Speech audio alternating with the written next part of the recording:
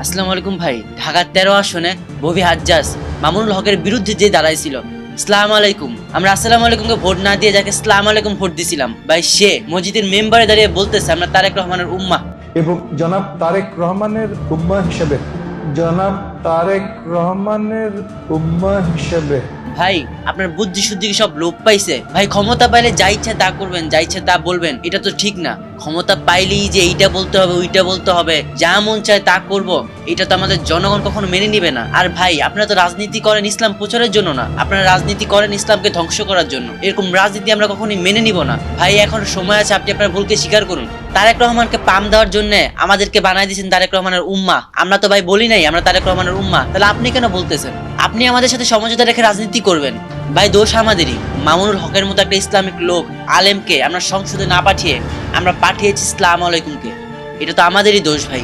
আমি আপনাকে দোষ দিব না, তারপর আপনি বুঝে শুনে কথা বলুন। আপনি সংসদে গিয়েছেন, অবশ্যই আপনার যোগ্যতা আছে, এই জন্যই আপনি গিয়েছেন।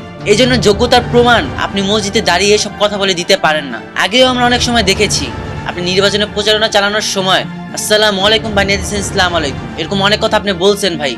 রাজনীতি করতে গেলে সবার সাথে চলতে গেলে একটু ভুল হবে, আমি মানি, কিন্তু এরকম ভুলগুলো যে এত বড় রূপ নেয় তাহলে এই ভুলগুলো আমরা মেনে নিতে পারবো না। আপনাদের ভুলকে আপনাদেরই সংশোধন করতে হবে। যদি আপনারা সংশোধন করতে না পারেন তাহলে আমাদের হাতে তুলে নিতে হবে এই ভুলগুলো, তুলে নিয়ে আপনাদেরকে যোগ্য জবাব দিতে হবে, না হলে আপনারা পরিবর্তন হবেন না। আপনাদের ভুলকে আপনারা কখনো সংশোধন করবেন না।